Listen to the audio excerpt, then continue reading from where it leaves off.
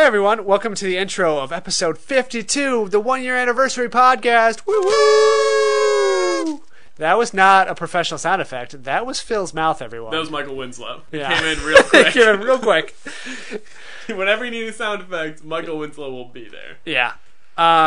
So should we just say that right now? This may be your second to last episode because you've gotten a job being a professional sound effects artist. Yep. I move out to the big sound effect capital of Oklahoma City, Oklahoma. Yep.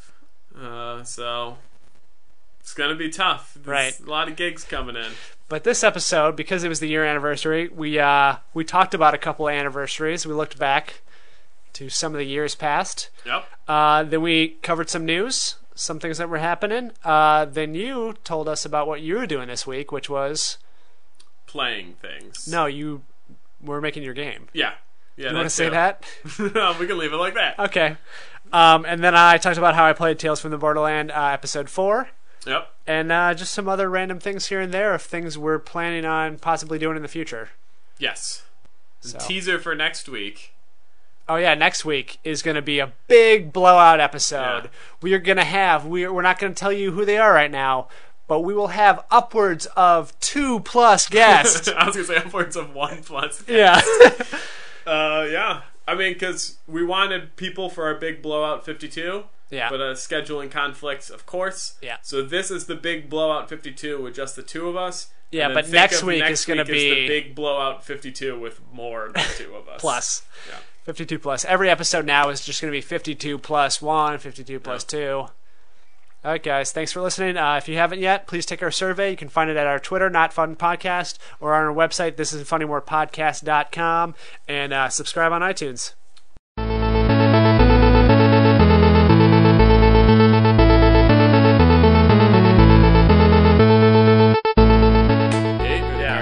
Final Fantasy VIII. I don't think a lot of people are playing it now. No. Are you still playing Final Fantasies? Yeah. I was waiting to do a video to continue. Okay. Because I'm at a spot that's like a good video spot. But yeah. Alright, hey everyone. Welcome to the podcast. I'm Chris. I'm Phil. Phil. You not ready? I'm ready. Okay. I'm going to hose you down first before we start Could this. you? Well, today is a very special episode. People are going to want to know, is this the last one? The only way you can find out is if you come back next week and see if there's an episode. We can talk about... Okay, we'll talk about next episode or, the future of this a little bit later. But let's talk about right now what's going on, which is the anniversary, the many, many anniversaries we have to celebrate today. So many. A lot of anniversaries. The first and probably most historic of the anniversaries. 52 episodes, an entire year. Yep. This is the year anniversary of when we started the podcast. Woo-hoo! So, and at the time, we were so young back then. We were just a couple of young kids. Yeah, though. Are we going to Origin Story? Yeah. We'd hang out. That was the name of the episode. Yeah, well, yeah. Yeah. We'd hang out. We wouldn't see each other very often. No. So when we did, we'd just talk video games for hours, and then we're like, hey, should make this a gig. A non-paying gig. Yeah. Where we pay to produce the episodes. To talk and get video nothing games back. On a weekly basis. And 52 weeks later. Yeah, I think it was your engagement party that it really came together, where we decided that it was no longer going to be just a joke that we were going to make a podcast, that we were actually going to do it. Yeah, I mean, it's... no... I don't think it was our 4th engagement of July, party. then? Maybe it was 4th of July, because the engagement party, I think we were talking about it was just like me, you, Caitlin, and Emily. Okay. And obviously at my engagement party, it was less Emily and less Caitlin and more other dudes. Yeah. And dongs. Lots of dongs. Lots of dongs. Anywho's, but yeah, so at the time we thought 15, like that was our goal. That was so far in the distance at the time. Yeah, when I got the mics, I said, like, we have to do at least 15, so then I feel like it was worth it. These paid for it. Yeah. We did. Absolutely. And then another 15. And then another 15. Well, we're not there yet. Oh yeah, then 45. Yeah. I know math. You're good at math, right? I'm good at math. I'm an accountant. Yeah. Good luck in that job interview. Yep. Now here we are. All right, that's enough of origin story. Okay, yeah. I guess, I don't know. Should we do a yearly recap sort of thing? I think that we've tried a lot of different things on the show in the past. We've tried different formats. We've had not as many guests as we were expecting. Yeah. That's really, on us. Didn't really take off like we were expecting. Well, it's not that it... Yeah, I feel like we've learned a lot, hopefully. It's certainly... No? Yeah. It's certainly easier to do than it was at the beginning. At the beginning, that first episode, man, at least we were like terrified. Well, yeah. We bantered for like 2 hours before we got into the episode, and then that first couple episodes I had to edit like crazy. Yeah, well, because we were young kids. Yeah. We didn't know about the business side of things. No. Not the well-oiled machine that it is now. Yeah, now there's no hiccups. Yeah. Right, Robot Butler? He's a butler now? I know you've demoted him to butler. Actually, intern to butler is a promotion for robots. So... I guess let us know how you guys feel about how we've done the last year. So moving into year 2, this huge epic change that we're going to have for year 2, the budget's gone way up on this thing. So we have a survey out there. I'm sure you're sick of hearing of it, but we're going to keep talking about it for the next few weeks. But yeah, we have a survey. You can find it on our Twitter at Not Fun Podcast. It's on our website. This is funnywarepodcast.com. But yeah, it takes like 5 minutes, like tops. It's pretty easy. Just a couple questions, and let us know how we're doing, what we're doing right, what we're doing wrong. And the people that have already responded, thanks so much. A lot of things that I didn't really think about. So the more feedback we get, the more surveys completed, the better the show is going to be, I think, in the future. A couple things I've learned so far, though, in case you're interested, is everybody likes different things. What? Wouldn't have guessed that. There's not everything is like everyone loves it or everyone hates it. Just threes down the middle. Yeah, solid threes down the middle. Threes down the middle. Yeah. Well, Chris, I don't want to spring this on you. Uh-oh. But we're gonna go real talk. Okay, another real talk. Another real talk. So cue up your real talk sound effect, which is great. Warning: real talk incoming. I've been doing a lot of thinking. Uh-oh. That always leads to problems. And I think one of Jake's tweets really hit it on the head for me. Of the excitement of what we were talking about, of how we'd end the podcast. How we wouldn't do it anymore? How we'd convert to videos. Yeah. And I know that we're all excited for season 2. Of course. But I think that season 1 was audio, and that didn't go over very well. And I think we should go season 2 video. Don't go, Phil. I'm sorry. Was it something I said? I'll make it up to you. Here, I found you a girlfriend. Phil, you are a sex pot. Tip you over and pour you out, all over my face. Go wait in the car. I keep my stable of bitches on fleek. Get together, do our Twitch streams. Yeah. Play couch co-op games. We can talk news on the streams, but ditch the podcast. I feel like they have different audiences for the most part. Sure. The videos and the audio stuff. Like the audio stuff you can listen to while you're driving in a car. Yeah, hanging out, and then have it on while you're working, stuff like that. But the videos you have to commit your time to, all your attention to. I mean, you could put a video on in the background. Yeah, but watching a video of somebody play a game and not actually watching them play the game kind of defeats the purpose. It's not like whatever the commentary is that interesting. I do that. Okay. So I mean, I'm definitely not opposed to doing videos, but if we could find a way to do both. I mean, or let me phrase it this way. Because it would really... I'd like to retire from the podcast. Yeah. Effective next week. Do the big... You're going to do next week's episode and then after that... The big hurrah. Send off. Yeah. And then go from there. I'd still like to be a part of the This Isn't Fun Anymore name. Right, that brand that we've that cultivated. brand that we've cultivated, but maybe just switch into videos. I mean, if that's what you want to do. Yeah. I know it's easier to do videos. Yeah. And it certainly would free up a lot more of my time because, you know... You're not editing the podcast? I'm not editing the podcast. I'm not uploading it. I'm not doing the, you know, the website and the uploading to YouTube and all that stuff and links and RSS feeds and We just have gigabytes. You just got the Twitter, you get the Twitch, and you get the YouTube. Yeah. The 3 T's. Yeah. Yeah. I mean, I know I sprung this on you. Yeah, you really did. That wasn't like a bit, like No. when we had talked about it. No. Yeah, Coming in hot, I'll think but- about it. I don't know. You'll think about I'll it. think of- well, You'll I mean, think I about don't know. I don't accepting like- my retirement. Yeah, you might be, you know, fully replaced with a robot butler. No, that's true. Woo, everything is coming up, Greg. I completely allow that the podcast can continue in or without me. Yeah.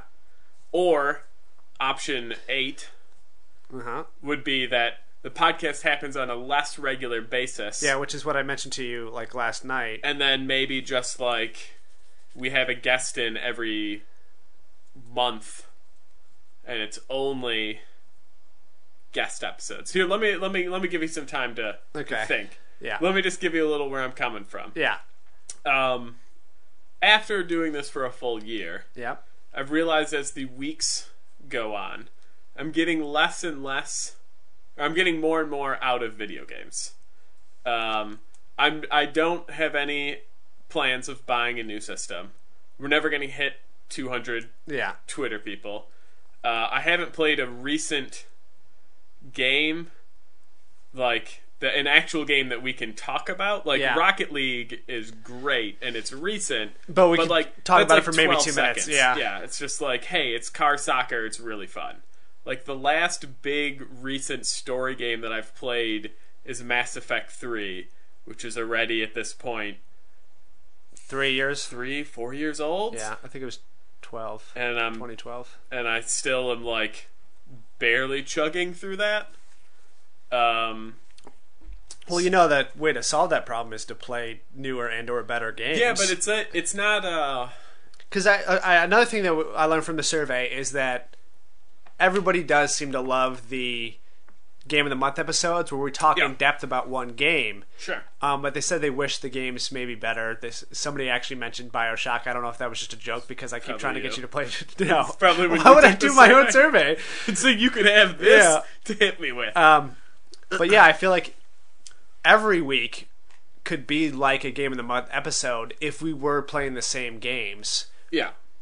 But because we're like on opposite ends of the spectrum right now, like it's kind of difficult. And that's I'll just say that's a money commitment in terms of like if every week we were just like we wouldn't have to buy new stuff, but I just mean try to find things like even if we were like, you know, playing games that were 2 or 3 years old that you already have, that we both have, because there's certainly a huge overlap in the games that we own. There is an overlap, but like that though the margin is only going to get wider. Like I'm not increasing my Xbox 360 no, but catalog, you are on the PC sort of thing, and I'm getting like more like indie PC titles. Right. But like what I'm going to assume that people on the survey want is they want like you said, they want the BioShocks, they want the probably like maybe even like a Dark Souls or something like that. Halos. Like, they want the big games that we can talk about and not just the escapists.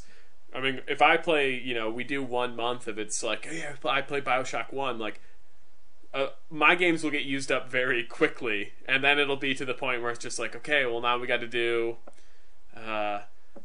Batman Arkham Asylum, and now it's like we're like 10 years past it. Like the big games will slowly fall, like where it's now I'm talking about big games, but they're now going to get like 5 years old, 6 years old. Right. It's never going to be like... I know it's never going to be current, and unless if you did at some point get a next generation console, or somehow the PCs could run Xbox One disc. They can't. Oh yeah, they can't run the discs. Right, because then I could just give you my games, and we could always play the same games. Sure. I still think it would be cool though if we did like I don't want to completely get rid of it, at least not right now.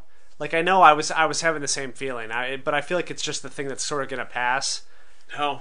Like, where, like, in a couple weeks or in 2-3 months, I'll, like, want to do it again. So I don't want to just completely ditch it. Sure. But, like, if we change the format down to, like, once or twice a month, and every one of those episodes is like, okay, we'll do, like, 10 minutes of news. We'll do, like, you know, half an hour of what games we're playing, you know, like the game of the months, like everything. Yeah. Maybe play some couple of games, short games, and then have a guest for another half an hour or something. So like we have like it's split up into segments. Microcosms of episodes. Right. So instead of like what would normally take place over an entire month or month and a half would take place all in one episode. Sure. I mean, it's a possibility. I won't rule it out. Okay. I'm just telling you where my head's at. Yeah. No, I get that. Right now, I'm like, let's just break it off. Like, here's like it's a clean break. Like 52 episodes plus you mean the like one and change. It's a good place to stop. It's a good place. Yeah. We'll skip forward to news. We're out of the achievement challenge. Clean break. Let's not jump ahead to that, but yeah. I'll probably be getting a new job. Clean break. It's just a lot of clean breaks. I don't know if that word means what you think it means. Sure it does. Yeah, no, that's why I understand. There's, you know, a lot of transitions are happening. Sure. A lot of life changes, and so I don't know if the achievement challenge falls in life. No, just the other stuff. But like a lot, you know, you're feeling different. You want to be like a new person. I'm hitting do puberty. Different stuff. Yeah, finally. Which means you'd want to play video games more, probably. I think it just means my voice is going to get deeper. Good. And that was where I was at too when I was like, hey, like I don't know if I want to keep focusing on completionist and like. But you snapped out of it like too. A day later. Well, I was like, I'm getting to the point, like I could see it on the horizon, so I still was like, hey, I'm still going to go to like 200,000 points or something. But it wasn't that I wasn't going to care about achievements because that's like hardwired into me. Like I can't not play a game. It's just more of just like you'll only get. You won't spend 20 hours grinding a multiplayer achievement. Yeah, on a bad game. By yourself. Yeah. You'll just be like, I got all the single player. If I want to move on, I can move on. Right, but like even like before achievements existed, just on old games, I would try to like unlock all the, you know, costumes or like find all the hidden stuff. Like, but they were more fun in old games. Yeah, obviously. Star Fox 64. Yeah. Got everything. Even got the alternate title sequence. Right. And a multiplayer being able to play on foot. Big thing you could do. Right, because that's what you want to do is be able to play on foot against flying guys. Yeah. Yeah. You could either do a tank or you could do the plane, and then if you beat the game and you beat every level and you got gold on every level, then you can play on foot. The one good thing about being foot, very small target. Yeah. That's true. And you had a jetpack. Yeah, that's pretty cool. It was a fun game. It is a good game. I should go back and play that. I don't think it holds up. That's my guess. I don't either. I think it was a moment in time. Yeah. And I think it's still just an on rails. You can't go back. You can't like reverse your jet. It's an on rails. Guys always fall in the same area. Like it was great for where I was at that point in my life. Yeah. You know what I mean? And where video games were both controls and graphics and story and everything. But yeah, I guess we can get into the another anniversary we're having right now. Okay. Is our True Achievements anniversary. We both joined the website 2 days apart from one another the same year, and that was without even, like we've talked about before, but that was without even telling each other. That was before we really talked about like video games and achievements and stuff. Yep. And we didn't become friends on it for like another year or so, I think, after we had joined. But yeah, so that just happened. Yeah. 4-year anniversary of being on True Achievements. Too long. It's too long. Yeah. I briefly contemplated just stopping stopping the account. I mean, I don't even go on it to like check anything anymore. Like I know I have like if it's me and you and we're gonna play, then we'll just send each other a text. Yeah. And I know the only other guy I play with on there is Guy, and it's just a set day. It's just every Sunday. And if he then like if one of us can't make it, we just shoot each other a message on the Xbox. Yeah. So it's like since I've kind of gotten out of the achievement game, right, temporarily, temporarily. Yeah. Like I used to go there and check like my scores and all that stuff, and like want to see that little icon of the achievement I unlocked, or even read their news. But I've even just been like, they're so bad for news now. Yeah, it's just like I don't even go there anymore. Like I haven't seen. I go there like maybe once every like 3 days, and they're just like, oh look, yeah, so and so got beat Far Cry, cool. I think a problem with your page, maybe, I don't know. Like before, I really liked it because I was like sort of competing with this other guy for achievements. He was above me, but I was always trying to. But he would play all the time, and so like I would always go on there and be like, oh, what's he playing? Like how long did it take him to beat this game? Should I try to play this game now so I can beat it and stuff like that? But then he just completely stopped playing video games. Yeah. So I don't know if he's dead or if he changed his profile or whatever. Sure. But then, so the only other active person that I really had on there was you. Yeah. And like that's how I purposely do not friend people. People try to friend me all the time, and I don't accept it because I only want on my newsfeed to be like my achievements, like your achievements, or like one other person's, so I can see just what I care about. But like sometimes when I go to your page, I just see like walls of, because you have so many friends now that it's like, and they're constantly doing stuff, man. you know. And so like it's hard to pick out just the important stuff. Like all I care about is like, hey, what achievements did Phil get this week? Yeah, I would only friend people that I was in the midst of playing games with, so I can tell you which game each one came from. Oh, of course, but so I know it's like, okay, I'm gonna play with these guys a couple times. It's rude not to accept their friendship. I get it. I've removed people where it's been like, hey, I'll be your friend while we organize like 2 or 3 boosting sessions, and then like a week after those sessions are over, then I'm just like, you're probably not going to notice when I remove you. Yeah. I mean, there's still guys that I can trim off the list. It's like, I haven't played with these people in forever, but it's more of just like, they're also friends with the other people, so it's like... It's awkward if you're not, It's like, really, all that should be on there is Guy and you. Yeah. I wish you could filter it, be like, hey, I don't want these people on my newsfeed, or I only want like big stuff on the newsfeed. Really? You can filter it. The catch is that if they ever go to your feed, they'll notice it. They'll see that it's filtered down to 2 people. Yeah. I'm not saying that people would do that and be like, I wonder what Phil's feed looks like with me getting achievements.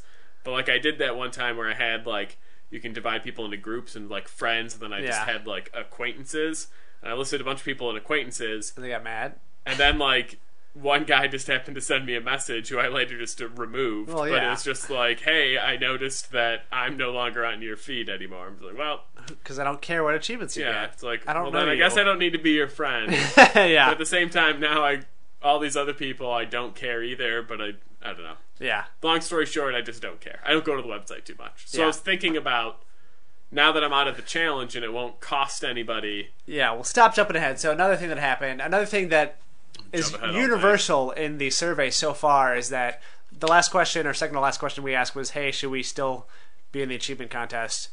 And 100% said, no, do what Jake said and just try your hardest and maybe you can win this thing. 100% people wrong. Well, no, 100% of people are going to get disappointed right now because, you did not...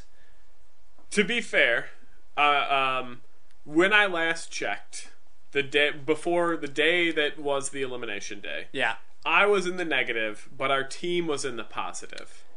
Right. So about the individual and the team for our team. Yeah. And I was about 50 points below.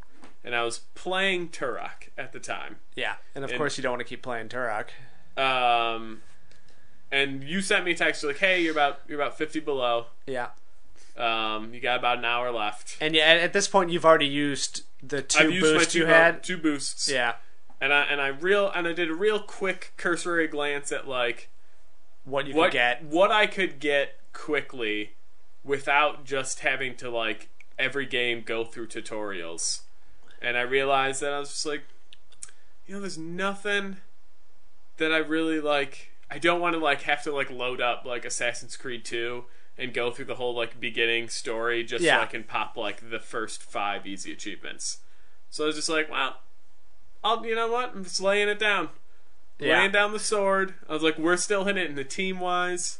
Yeah. And then turns out we weren't still in it. No, we dropped right below with 5 minutes to go in the contest. So we have boosts. Like we had team boosts. We all had 1,000 TA point team boost, but you can only use it up to an hour before the cutoff. And at that point, we were fine. Yes. And also at that point, I knew you weren't going to be in it. And if you weren't going to be in it anymore, it was going to be harder for us to get through the weekly stuff. So I didn't want to use it. I was like, no, let's just say we're a couple hundred above. We should be cool. Yeah. But it seems like the last 2 or 3 weeks, people wait until Saturday afternoon to play. I don't know if it's strategic or that's when they realize, oh no, I'm below the cut. I better play a lot right now. It's probably a lot of just being like noticing, like during the week you're at work and whatever, and then all of a sudden you're like, Saturday I have time to game. And I realize that I'm 200 below. Right. So Saturday I've got a lot of gaming to do. And like on the individual one, like for this week, right now it's I have like over 1,000 TA points for the week, and I'm 980 above the cut. So on Thursday, when the cutoff is Saturday, the cutoff right now is 20 TA points, which is insane. That won't so that's not going to hold. So I Yeah. think people are kind of trying to be a little sneaky about it too. Yeah, and you figure like everyone uses their boost in the last hour that Yeah. they can. They're like, oh shit, we're like 800 below. Pop that boost on, and Right. then they pole vault 20 positions. And I'm sure that's partly how we got dropped. Is that in that last hour, people used their boost but didn't hit refresh right away. Yeah. Or whatever. Until the servers scan your achievements, it doesn't post them. So maybe they could have had it for an hour or so and not seen it. But yeah, it was a little unfortunate. Like I kind of felt bad for our other teammate because He was eliminated. he was in week 2, and then he gave up. Well, he got 2,500 TA points Gave that week. up. He was on, like, obviously we're not going to be able to sustain it. Like without you, when you got out of it, I know you're just going to drop off the map. Yeah, so it's going to pretty be much dead. It's going to be hard to, and like me, I was just staying above the line most weeks. Some weeks I'd spike up, but with one guy out, another guy just doing the bare minimum, like one guy would have to, our third guy would have had to do the work of 3 people then. Yeah. And it's not sustainable for the rest of the contest. We did him a favor. But- it was a mercy killing. Yeah. But I'm still in the individual one, so I'm the only one that's left. Then there was one. I'm out of the individual on the team. Yep. Obviously, our third person was out of the individual in like week 2, Yeah. and now he's out of the team. Obviously, my goal. So you made it 30 weeks. Yeah, I mean, it started February. It started at the January? end of January. Yeah, it was So week we'll just 30. say February, you got and cut out. I'm just gonna say this is the end of August. Yeah. I mean, technically, there's Sure. a week. There's a full week left of August, but I mean, 3 weeks into August. Right. So yeah, I mean, I thought 2 months is kind of what I gave us. And I thought it was going to be a struggle the whole time, like Yeah. after the first few weeks, but 8 months, and and a lot of those weeks were literally me digging, like scraping barrels for just like I need like 10 quick achievements. yeah. Because I haven't played it all this week. So yeah, to me it was a mercy killing. I fell on the grenade. I was just like, Right. If I would have busted my ass to get like 50 achievements to stay in it, and we were in it for another week, like it would have been the same this week. Then this week I would have waited till Saturday and I'd been like, fucking, I don't. Yeah, every week's the same problem. Yeah. That's why I kind of wish, like I've said before, like I wish it was almost like a monthly reset rather than a weekly. Yeah. Because then I could play as much or as little as I wanted to, like over the course of a month, and then we would probably be fine. But, anyways, so I guess I'm not trying too hard. I'm just playing what games I'm gonna play. Like, Yeah. I wouldn't have gotten already 1,000 points if I was trying to be strategic about it. I would have just gotten the minimum. I would have gotten 500-600 and then sat on it Played the line. and waited until the reset to do more. But Now there's nobody holding you back though. There's nobody holding on. that to was the never coattails. an issue. I mean, it was to the later weeks. Like Yeah. when I'm playing Turok and like all I have left is one achievement. Yeah. And it just requires me to beat the whole game again. And so you're looking and you're just like, all right, we're both at like 40, and Right. Phil hasn't played a game in like 5 days. Yeah. You're like, all right, I guess I'll Yeah. I guess I'll pop in Quiplash and get all of my achievements. and Yeah, a that'll couple of keep weeks I us did have to afloat. do that Yeah. just for the team to scrape by. Yeah. But yeah. So it's over, everyone. So that's done, guys. I will keep you updated As in, next week I'll tell you that I'm not in it anymore. You'll be in it as long as I make it 1 week past you guys. I mean, technically I already have, but... You'll make it next week. I don't think... Yeah. I think 1,000 right now, what you're sitting at, yeah. should be fine. Maybe like 1,200 tops. Well, the cutoff's been like 500-600 the Yeah. last like 3-4 weeks. So I think you'll be fine. yeah. So another anniversary, which coincides with the beginning of this podcast, is us playing Saints Row 2 co-op a full year ago. And I looked at the achievements like over the year of what we got for the Saints Row, and it was like, of course, we got a bunch at the beginning. Yeah. We beat the game, the actual base game, in December. Yeah. And so then we were just doing activities. We didn't play that often, but then I don't think we've played since April or May together. Probably closer to April. Yeah. And we only have one thing left to do. Cooperatively. The tags, right? And that's the tags. Yeah. The competitive stuff, I mean, that's a whole nother can of worms that I don't know if we're even going to get into. For one... Well, if I'm not completing all the games anymore, that's going to be one of the ones that I... Yeah, then do you not could just do. say, you don't care about it. Yeah. And the other one is just like, to create... There's so many boosting sessions that would have to go into it that, like, sometimes I think, like... How many people do we need? You need 4 minimum. Yeah. Which isn't that bad. It's better than 6, but it's worse than 2. But at the same time, it's just like, yeah, okay, like, that's still a lot of setting up TA sessions for 2 random people. Right. We don't have 2 other friends that are just happen to have Saints Row 2 sitting. Yeah. So yeah, I mean, like, I want to beat all of them because I beat Saints Row 1 and I went through that torture, but then it's just like, I went through that torture, why would I put myself through it again? Right. All these happy anniversaries we're having. Yeah. The last one, which I'm probably the most excited for, I don't know if you heard, it was just announced Destiny today. anniversary? No. Oh. That happened in September. Okay, we're coming up. No, it's the 30th anniversary of Back to the Future. Great Scott! And so Telltale is releasing their Old Back to the Future game? their Back to the Future game that came out a couple years ago, only on PC. And PlayStation. I have it for PlayStation 3. Okay. But they're releasing it on Xbox One and PlayStation 4. October 13th, which is very close to the original release. Or Doing when any this- changes? I don't know. It was just announced today. And so I'm gonna...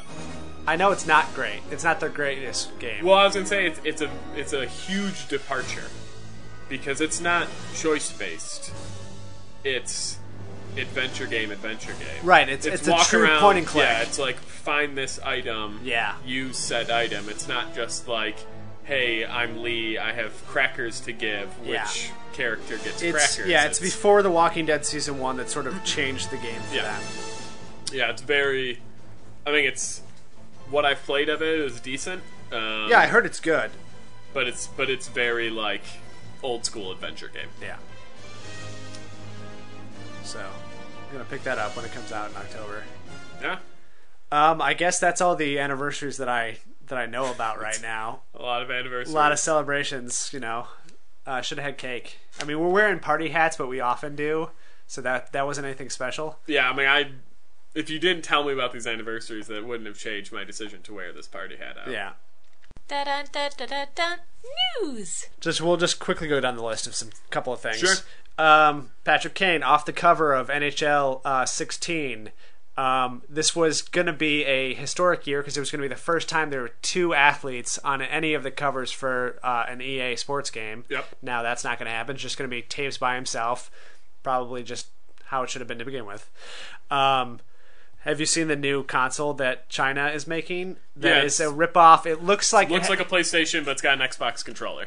yeah, it even has the Xbox sort of like grill on top. They tried to do like both in one, and its name is like Orye or whatever. It's like the Orye console, but it's got an E instead of an A. So they even ripped off the name of a different console. Sure. And it is Android based. Yeah, I mean, So it's just not. It's not even a real. Um, No, they're gonna get sued like crazy. yeah, like that thing actually goes into distribution. Oh. They they won't make it. Yeah, but it's just funny.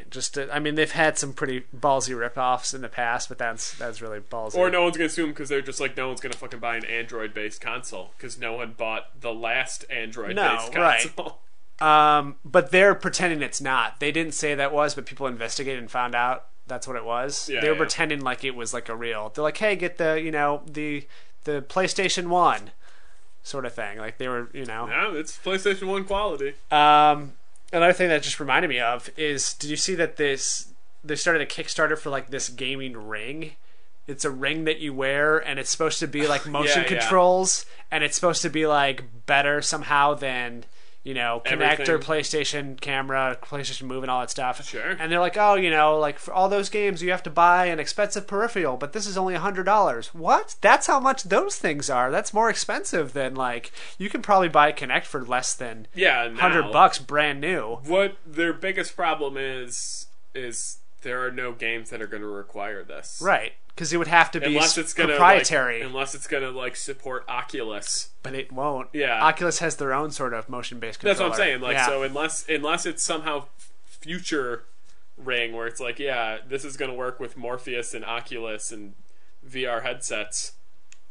Okay, then maybe you'll get some people. But if you're just like, hey, did you ever want to play Hole in the Wall on Xbox 360 but you didn't have a Kinect? You can use this ring somehow. Now you still need a Kinect, but this ring will be better at tracking you. Unless if there's like 10 rings one for each finger, so you can like do really intricate controls and like typing and stuff. Why would just one ring on one of your fingers do anything? Does nothing. All it would do is and without me looking into it, would send out maybe your little pulse so the game could track where that hand is. Stupid. But the whole point of a camera is the camera's going to track that hand anyway. Anyways, I thought that was dumb. Yeah. I guess Halo is rated T for teen. It's the first of the Halo games to not be rated M for mature. They got rid of the shooting part. I meant to tell you. No, yeah. And if you look at adventure. Right, if you look at the ratings board description of the game and why it got a certain rating, it is almost exactly the same as all the other games. I guess the reason that it's rated teen is because it's not that it'll sell more, even though it will, but it's because they have all these contracts now with like esports and everything. They can now show it on TV or internet, all this other stuff, without having that age gate to stop people being like, oh, you got to be at least 17 to watch this, stuff like that. So that sort of opened up the avenue for everyone. I guess Forbes did an article that said it's rated T for TV, because now it can just be shown everywhere. They don't have to. They can have whatever they want now in the trailers, like they show on TV. They don't have to just cut stuff up. The only thing that's not in this game that has been in the other games was like the flood, and the flood was kind of horror based and kind of gruesome and brutal, and you would sort of blow them apart. Well, the flood wasn't in Halo 4 either. Like, it hasn't been there for a while, but that's the only thing that has changed over the years. I was gonna say, I wonder if it's maybe just like animations are a little bit different. Maybe less blood falls out of a. Well, that's the thing, because there's not really any blood when you shoot. It's alien blood. Yeah, but it's just like purple or it's green or it's like maybe just like now when you kill a grunt with a headshot, it Well, their heads don't explode, so it's like it's fine. No, but it's all kosher. Like, that's the only thing. Because technically, the rating board wouldn't base their decision based on we want you to be able to make money from esports. No. So they have to be looking at it and just be like, I think the reason this is a teen instead of a mature is because you removed some of the alien purple blood, or nobody says shit or damn or something like that. Personally, I'm just speculating, but I don't think that they downgraded anything. I think every other game has gotten more violent and gruesome, that they feel like, oh, maybe this shouldn't be on the same level as like a Clive Barker game or like a Gears of War. If you play the Clive Barker game, you know what I mean. As far as violence, bad, you wouldn't be able to tell. But anyway. just like Gears of War, like when you headshot somebody, their heads explode. You chainsaw them in half. You curb stomp them. You rip their arms off and beat them to death. And like that's another like huge big franchise. Not to mention, like I said, there's other smaller games, or there's horror games that are much But more usually, deserving. the rating board is like, it's just like tick marks. It's not like the extreme level. So it's like if a guy says "fuck" on there, it's just it's not just like Gears of War. The guy says "fuck" 10 times, and Halo would say "fuck." So it's still like it's a little bit more subjective than that. But I know what you're saying. Yeah. I mean, yes, it's a hell of a lot less gruesome than a game where you can blow off body parts and watch people writhe in pain. Yeah. I still think, like, something, even if it's minor, of just, like, the blood. I'm sure they is were like, less hey, purple. like, I'm sure 343 went to the ratings board and be like, hey, what do we need to tweak to get that T? Yeah. Also, Maybe there's no cigarettes. No one's smoking. yeah, well, Johnson's probably not in it, smoking a cigar. Yeah. Zur, who is the The guy from StarCraft? The alien race? No. Zerg? Or No, is that that Toy thing. Story? yeah, that's like Zorg or whatever from Toy Story. Anyways, in Destiny, the guy that he shows up once a week in a random place and he sells exotic gear and stuff like that. Sells seashells. He sold the Galahorn, which is the most powerful rocket launcher in the game that was always very hard to get and everybody wanted. So he sold it last week, which was just the final nail in the coffin of like, hey, this is not going to matter once the Taken King comes out. So now like everybody has it. Like the last time he sold the last time he sold that gun was the second week the game came out when nobody really knew about it. Okay. But like last time they sold the Icebreaker, which was a good sniper rifle, like back in like February I think it was, they sold 2.3 million of them, which is pretty crazy. And then also Destiny did their big Twitch reveal this Wednesday of some of the new stuff for Taken King. They're changing a whole bunch of stuff. Yeah. Like there's quests now. There's small things like, hey, you can like change your guns that you show off when you're in the tower. You can have your helmet off in your other screen. Ghosts now have a bunch of different shells, and they have actual attributes tied to them. Same with like your class gear. It used to be just cosmetic. Now it actually has function to it. Big things, small things. There's going to be a lot more things revealed next couple weeks. Also, there's a new heavy weapon type, which is a sword, which looks pretty cool. Yep. So they haven't shown any gameplay of that. Is it an energy sword? No, it's because there's other swords that have been in the game, but I remember they're tied the to guy stuff. Right, you got to drops kill the the guy. big Yeah, one, there's yeah. sword bearers. You got to kill them, and you have the sword for a couple seconds, and you sort of swing it around. Yeah. This is in place of either a rocket launcher or a machine gun. And it does have energy tied to it because Does it allow you to dash forward and do kind of like an uppercut move with but it? because if it instead of having ammo, it can't be like unlimited. Yeah, it's got like a charge. It's got a charge to like it. an energy right, because like an charge. energy sword. The more you use it. But it's got I guess you can use it to block attacks also, which is kind of cool. You just have to time it. Yeah, Samurai style? I don't know. Like you haven't seen gameplay. In the Twitch stream, they kind of scrolled across it for a second. And so people have, screen capped it. Yeah. And it says, like, one of the perks you can unlock is, like, hold left bumper to block an attack. Does, able to block, because it was an arc sword, which is one of the damage types, and it could block solar or void, and it couldn't block arc. So, okay. Yeah, I'm thinking, like, there's other games I've played where, like, a sword can block bolts, but it's kind of like the blocks on, like, almost like a recharge. Like you're not gonna. I'm sure you can't just hold it and run at somebody and then swipe at them. You can't just hold left bumper and then like they unload a whole machine gun clip and your guy blocks all of them and then you're in. It was just like you could use it and you'd maybe block like a sniper shot, but then by the time the next shot came, you're still recharging and then you'd get hit. But it's cool they're adding other things like that and really trying to change it up. This does feel like it's like a half sequel to the original game. Yep. Plus, for $40, it better be. It better be more than half a sequel. Yeah. A cool thing they did too is now, not only did they double all the vault space and stuff because you have to. Yeah. There's now blueprints for different stuff. So there's little terminals now around the social places, and let's say you've unlocked. Like a bunch of different exotic weapons. Are they adding crafting? Well, there was always kind of not crafting, but like forging. Like Dead Rising. No. I have the Galahorn and I have the energy sword, and now I can get the blueprint to attach the two. No, basically is if you unlock, like, hey, I got a Galahorn at some point, I can now go to this place and I can get another one. Like, if I don't have room for it, if I delete it, or if I have 3 characters and I want my other character to have it, I don't have to go through the steps to do it 3 times, to get it 3 times for all my characters. I can just go and purchase one. It doesn't have any, like, it's completely blank. You gotta completely level it up from scratch, but it's like, That way, in case you, like I said, don't have space, accidentally delete it, have lots of characters.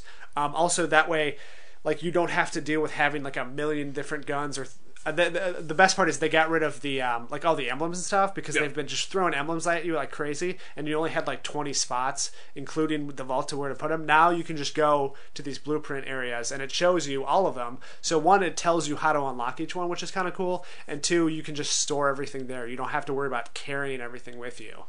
So, anyways, that was a mini Destiny corner. Cool. Mega Man Legacy Collection's coming out for Xbox One and I think PlayStation. Yeah, I'd imagine. But yeah, it's the first 6 Mega Man games with quote-unquote HD graphics and stuff. You know, Yeah. it's up to 1080p. They rounded if that out means those anything. pixels. Right. And they've added a bunch of new achievements and challenges and different modes and stuff, which could be cool. But it's only $15. And It's not bad. 6 really good games for $16. Like $250 a game, I would definitely pay that for each of those Mega Man games. Yeah, I'd pay that. I would just... It's not 6 really good games. It's about 3. No, but it's fun to have that collection. Like Yeah. I wouldn't be like, oh, I just want to buy Mega Man 4. I'm gonna pay $250 for that. Like, I agree. Like Yeah. six games. It's kind of like the rare thing where it's just like, Yeah. you're $30 for 30 games is great, and then you look at the list and you're It's like, like, well, I well, probably won't 25 play of for those are like great. 5 Yeah. of those. And so like Mega Man, just like, yeah, 2 is great and 4 is great. 1 is... if they released this for the Meh. PC and you didn't have the emulator, would you consider getting this? Oh, for sure. Yeah. Because yeah, I mean it's old, so I'm into it. Yeah. And like Mega Man, I've always liked, and I've gone back to the series a couple times, so I'd be fine with it. I think you were telling me about one of the challenges yesterday while we played Rock Band, and it's just like, yeah, I wouldn't get for Xbox because I wouldn't want to get have that to do this achievement. Yeah. Which is beat every boss from all 6 games in like a one go. Kind of, yeah. It's hard to tell just based on the achievement description, but that's what people are speculating. Yeah. And so there's that, and then there's one with no items, and there's a couple no item challenges, which means you have to just use the normal Mega Man with the Mega Blaster, and to beat all the bosses, and then also to just use the vanilla Mega Man seems near impossible because those games are hard. Yeah. I mean, like, there's certainly it's patterns to all the bosses, so like you could technically. It'd be one of those things where it's like, yeah, I can see someone doing it, but that's just not the way you're supposed to play. Yeah. It's one of those things where it's just like, yeah, I mean, like, I can always beat this guy without using any items, and this guy's a toss-up. But just like, Jesus Christ, like, the whole point is, like, because it was continue-based, is you're supposed to go to a level, realize that you don't have the weapon for that guy, die, go back to the main, just be like, okay, I killed Woodman, who's going to be weak to Woodman, and then it's like supposed to be like a puzzle that you figure out. Right, it's like rock, paper, scissors. Yeah. But it also just kind of gets me thinking about achievements in general. How like the idea of achievements should be like really hard things that you're going to do, but the problem is you have to make them all attainable. You have to expect that everybody's going to get them. It's not like because you have to have set 1,000 points or whatever, and you have to assume that everybody has the ability to get them. But it would be cool if you could add something on top of that. If you did something awesome, like, hey, like beat the entire game on 1 life or something, that's not something that 99.9% of the people are going to do. But if you do get it somehow, you should be able to have that badge of honor. Well, like, that's what achievements are supposed to be. Yeah, but I'm saying, like, I feel like there needs to be another level because the way they've sort of commercialized achievements at this point. That's the thing, is, like, you either have to have one or the other, though. Like, yeah. Because, like, you think... Like, achievements they have to be obtainable, but they don't have to be obtainable by 100% of people. No. You can have games that have achievements where it's just like, hey, if you're not fucking good, but I mean, you're like, not impossible. gonna get this. Like things like that. That sounds like an impossible achievement. No, it does. That's one that takes, fucking you sitting down and practicing and learning patterns and, hitboxes and all that kind of little stupid shit. Yeah. I mean, that's just like, you think about... Rock Band, because we're playing it. Yeah. There's achievements where it's like, beat this on expert. Like, not everyone can do that. It's a skill-based thing where you have to learn the drums or learn the no matter how much they guitars play, they're not going to be able to do it. Yeah. So like, I don't want to put the time in to practice Highway Star on guitar on expert, So just like, yeah, I'm just not going to get that one. I'm just going to Yeah. play it on medium because then I have fun. So it's like the crazy people like me and you who are just like, Yeah. well, I'm going to fucking put the time in. Yeah. And I'm going to learn 20 how to play hours a these, day yeah, for I'm gonna 3 learn weeks. How to play these songs on expert just so Yeah. I can tick that box. Yeah. Because you look at, I think, like, there's kind of a, in the beginning, people didn't know what to do with achievements. Right. So a lot of it was There just was like 3 or 4 of them a game. yeah, and it'd just be like, beat chapter 1, beat Yeah. chapter 2, beat the game. And then I think early on, people were like, oh, well, we want achievements to mean something. Yeah. And then that's when you get like the Gears of War stuff, where it's just like, hey, you know, level up all these guns and get all these medals, Yeah, and, and crazy the stuff cool like thing that. back then they used to do too with those harder achievements, you would unlock like gamer pictures and stuff, and that kind of was your badge of honor. Be like, hey, Yeah. I want to show everybody all the time, like, hey, I got a really hard achievement that nobody else has, and that's the only way you can have this gamer picture. Yeah.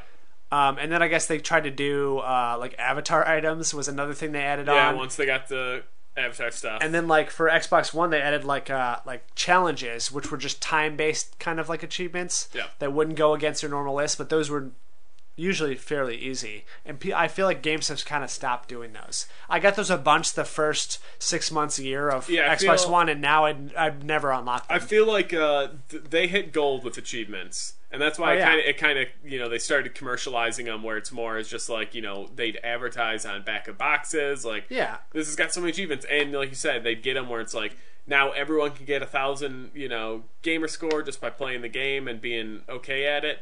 And I think challenges where they were hoping that challenges would catch on and it would bring life to games that Yeah. had passed, and then they were just like, oh, these aren't catching on the way achievements are. But So also I think- because it's like it then causes the developers, who are the ones that are in charge of the challenges, to daily, weekly, monthly keep come going up back with new and change stuff. the ones. Yeah. And they're just like, we don't have time for this. We're working on our next game. Yeah. I don't care what people are doing in Titanfall right now. Like, I want to make Titanfall 2. I Yeah. don't want to be like, get 25 headshots with a pistol. Yeah. This week only. Yeah. So yeah, I think you'll see those kind of drop off. And I'd be interested to see if achievements start to go back to being ones Super where, hard.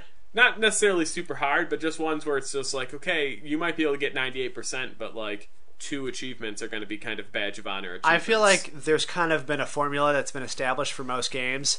Like they did a survey and stuff and found that like the games that sold the best had 50 achievements and like all this other stuff. Like half were multiplayer, half were not.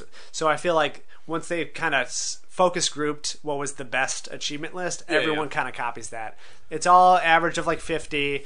It's all like, okay, you get ones for beating the story, get ones for, you know, collectibles, all this Yeah, other yeah. stuff. So every game kind of has the same achievement list, and it kind of makes Not it Mega boring. Man. Not Mega Man, no. Mega Man's going a new path. Maybe No, it blazes a new trail any- once again. Any of the like indie or arcade games kind of stand alone usually. Yeah. So, Fallout was on Tinder. I don't know if you saw that, Pip-Boy. Yep. I don't know exactly how I feel about this. And when I first heard it, I'm like, oh, that's kind of funny. It depends how it was integrated. If like they just decided to create their own profile, like they went on Tinder and made their own profile and used their profile picture, Then it's great. Then it's great. If they partnered with Tinder to do it as like a guerrilla marketing promotional thing, then I don't like it. That's what happened. Yeah. That's what I'm going to tell you right now, because I imagine it was literally just like, hey, put this for everyone as a match. Like, Yeah, 'cause for we like wanna- guys and girls, because obviously if we it was just wanna- a guy, it would, yeah. we want to advertise to everyone that this game's coming out. And for him to be in your area, you would have to have access to everything. Because if they did it where it was just like, hey, he's only in Boston or Yeah. whatever, or wherever maybe the new game's set, or Right, wherever the which I think office would have been is, awesome. Yeah, then that's great. And Yeah. then it is kind of just like, it's kind of funny, and then Tinder has to like apologize and I be just like, think well, we won't let them continue to do this. But I have to imagine that probably like if I joined Tinder right now in Illinois, you know, in the suburbs, I have to Right, imagine 20 that minutes he's later, gonna, he's going to pop up no he's matter gonna what. come up and just Yeah. be like, swipe right to pre-order. Like, oh, Right. don't want to. Yeah, it's a shame though, because I think it would have been cool if somebody just took it upon themselves, somebody that worked at the company and stuff. But once the company of like Tinder gets involved, like I would be upset if I was on Tinder, because now I'm like, okay, now they're getting money from companies to like throw ads at me when I'm supposed to be doing other stuff. So that's the way the future is. No, I know. I mean, like, Windows 10 is free, but the reason it's free is because it's collecting all of your information while you use it.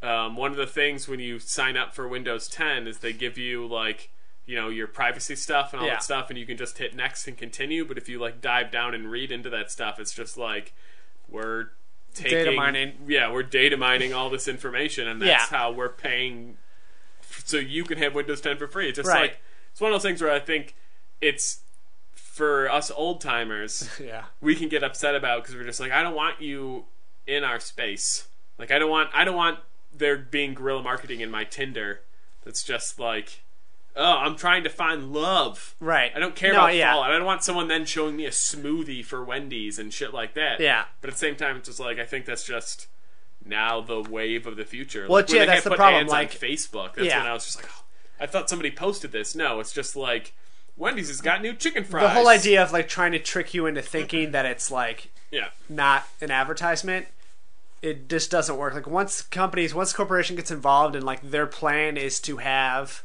guerrilla marketing, then it doesn't work. If it's like a couple of creative guys think, hey, it'd be funny if we did this, like, hey, let's put it on, like, I'm gonna change my profile around, I'm gonna change my name to Pitboy or whatever, and just go on Tinder, then that's great. But, like, when it's like, when a marketing team of, like, a huge corporation gets together and be like, okay, what are the kids into right now, let's make vines of, like, you know, whatever, okay, now it doesn't work.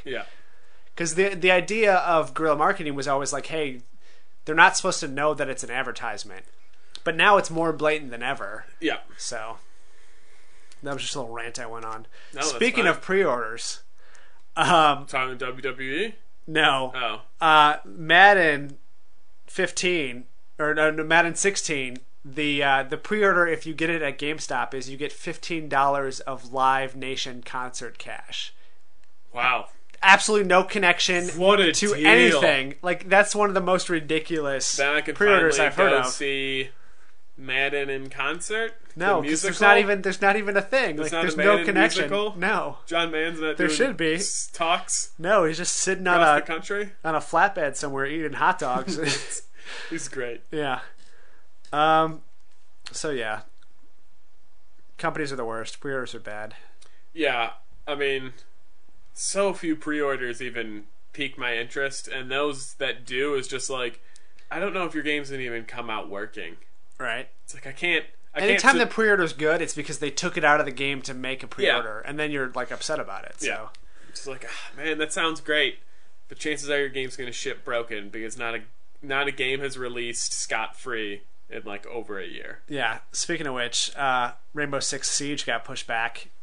I think maybe 2 months. Yeah, it wasn't. It's still this year. Yeah, I think it went from September to December. Yeah. And just 3 months. But. Right. In the beta, I guess I've seen a couple footage of it. Like, I saw, like, Rooster Teeth play it. It's just buggy as hell, and that's the reason. They're saying, oh, like, we want to make it a better experience because of user feedback, and the user feedback was like, hey, this game is broken. Yeah. And so it just bothers me that a game that's, I'm not going to say simple, but is so like one. It's very one note. Okay, yeah, I was trying to avoid that, but it's like, it's very compact. It's one game type. It's one mode. It's one thing. There's no story. There's no, like, 15 different game types. Yes, there's a lot of interactable elements because you can blow up stuff or put up walls or things like that. But if you're doing one little focused thing in a box, you should be able to do that right. Yeah, that's not asking too much. And that's the thing, though. It's just like, especially not from a company that size. Like, that's what bothers me. Is like, if you want to, if a guy comes out. And it's like, you know, the first company's game, it's going to be buggy. Like, I'm going to cut them a little slack. Obviously, everyone's going to, you know, be like, it fucking sucks. But, like, they don't know what they're doing. But, like, when it's, like, Ubisoft, shit like that, it's just like, you've made Rainbow Six games before. You've made other shooting games before. You are now just making a new shooter for the Xbox One. For years now. For years. Because it was Patriots, and then you scrapped it, and now it's Siege. Like, you shouldn't be having this many issues. Like, 2 months or 3 months delay isn't a big deal. Like, it's not pushed back, but it's just like, yeah, it's still in the holiday window. It's like, but shit shouldn't still be that broken. Like, right.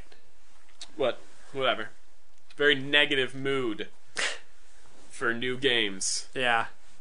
This console cycle has been the, because Batman, you still can't buy it on PC. Still? Still. Wow. Still not on Steam.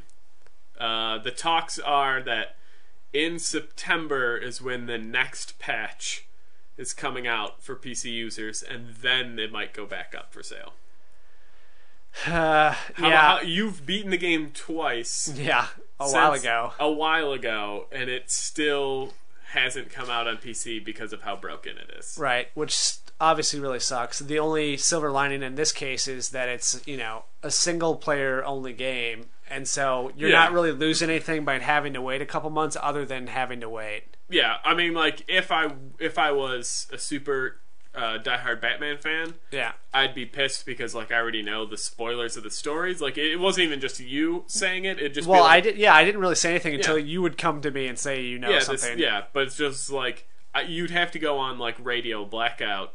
Yeah, for months. Because you're just like, okay, like, if you look at websites, it's just like, okay, well, Kotaku and GameSpot and all these people have talked about it, and you listen to other video game podcasts and they're going to talk about it, so it's just like, fuck, I can't do anything until this game releases. And at first you're like, oh, I can wait a couple weeks, and now those weeks have turned into months, and now those months are still going, and they're like, September, it might be ready. That's a might. It's like, oh man. Well, I mean, I think in this case Warner Brothers is the problem, because I heard that it wasn't Rockstar, because Rocksteady, because they they told them, they're like, hey, and Warner Brothers is like, too bad, you have to release, it doesn't matter if it's broken.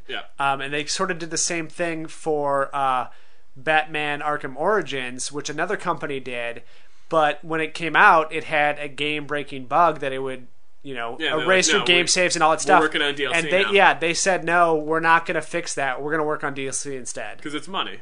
Right. Yeah. And that's super shitty. I mean, that's the way that you realize, like, what companies really... Well, it's a business to them. They don't care. Yeah, it's just like, we're gonna create more AAA games, and more people are gonna buy them. Right. We did a spreadsheet, and it turns out that we can just do what we want, and you'll pay for it. It's all about cost analysis. Yeah, so it's like, we're gonna come out with a couple skins, and I don't care if you can't beat the game, because a couple people are gonna buy those skins, and we're gonna make $10,000 just on those skins, and we're going to make $0 extra by patching our game. Right, it'll cost us $10,000 all and those $0 already come back. have the game. They're not going to re-buy it because we fixed the patch. Right.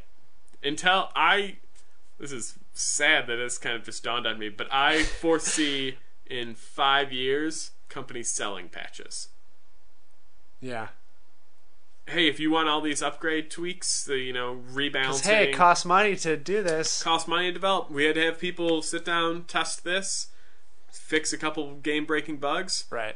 Patches, $5. They're not going to call it that, though. They're going to call it DLC. It'll be an update. It'll just be an update. It'll be a content update, something like that. Yeah. It'll be like, you can not get it. That's fine. You just can't play on multiplayer with it because you need the newest update. To play Your gun won't shoot bullets anymore. Yeah. Yeah.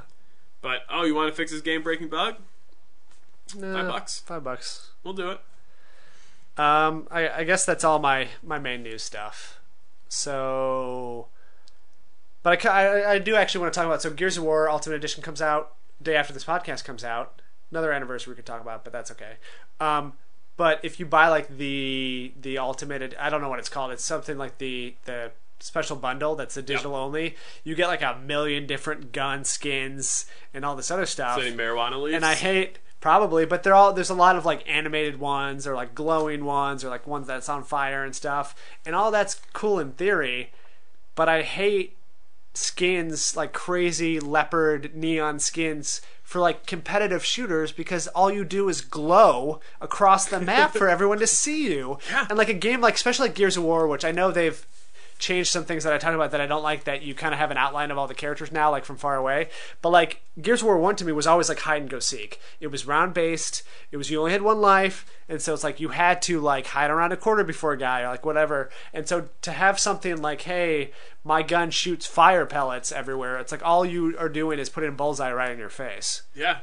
But then like, But that's what kids like, because they added that to the later games, and they made so much money off of skins and stuff. They want to stand out. They want to show their style. Yeah, Their and- Skechers S style. Can you get a Skechers S? Because I'd buy it. Yeah, that'd be great. Second. $4 down right now. $4 is just an S in a box, because I think that was the Skechers logo. Yeah, but like even the beta that they did a couple months ago, like every day you played or everything you did, unlocked a new skin for your gun.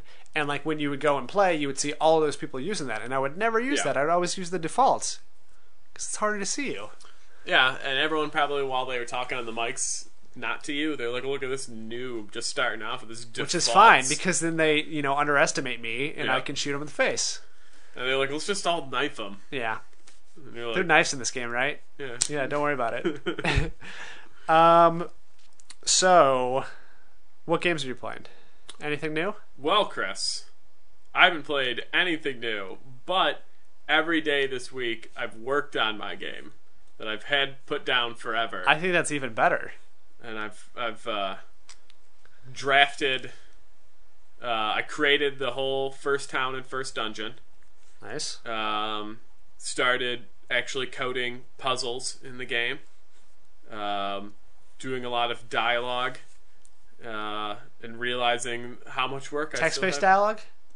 Yeah, well, I'm not recording. Okay, I thought Jake was going to do every character. I mean, I'll have the text and then he'll have to record. I mean, Okay, obviously, yeah, I still yeah. have to write it down so Yeah, he knows yeah. what to read. Right. And just being like, yeah, it's starting to come together. Come together? Starting to be something. From, how many compromises have you had to make so far?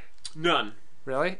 Yeah. You think that that's going to be down the line, or you think you're going to be able to get 100% of your vision into this game? I'm going to be able to get 98% of my vision in the game, and the only 2% I won't will just come down to, like... Laziness? The grandiose story in my head having Yeah. to be like, well, I'm eventually going to have to cut some of this story because, fuck, I need to finish the game at some point. Yeah. Like right now I've done... the biggest thing that I thought would be an issue would be the... depending on what character you have, what dialogue comes up. Yeah. And so I've done the first recruitment dialogue trees, which, long story short, is there's 3 people in a bar and you can recruit one of the 3. Yeah. But if you have one of the 3 and you go to try and recruit another one, there's a reason why they don't want to join you. It's real basic. Yeah. It's just like, I don't want to work with that guy. Or that person gives me the heebie-jeebies. Yeah. But so, for each person, you have to create code that says, if this, then this. Right. If this, so that, I was just like, okay, I'm going to experiment, and then I tested it, and I was just like, okay, I did it, all works. And then I created the first puzzle, which now there's a possibility of 2 main characters, and now 3 different people that could be with those 2 main characters, and creating a giant puzzle and doing Right. all the dialogue with that. Yeah, that's why Telltale doesn't have real choices anymore. But I was able to get it to work. Yeah. So it took me maybe an hour and a half of sitting there and typing everything out. But, like, done. Like, now you can go there. You can go there with any character. Yeah, the problem is, though, you just did the first branch. You're Yeah, going to no, have to it keep gets- doing that over and over Yeah, and it over. gets Yeah. bigger as you go through, and you're like, okay, now there's possible 10 characters here. Yeah. What's gonna say? So yeah, there'll be that. The hardest ones will obviously be later on, but I know what I'm doing enough to the point where it's just like, yeah, I'll be able to implement all that. Would you ever be interested in doing it on like a Project Spark kind of thing? No, because I don't know how to Use Project Spark? use Project Spark. So I've seen a couple of developer videos of it, and like if you know how to use it, it's great. Like if you actually know how to make a game, Yeah. you can make any game with this, it seems.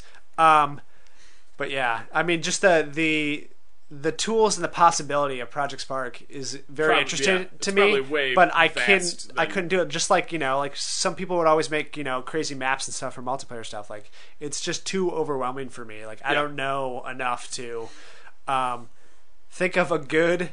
Like, just for a multiplayer map. I don't know what makes a good multiplayer map, let alone how to actually build one myself. Lots of barrels.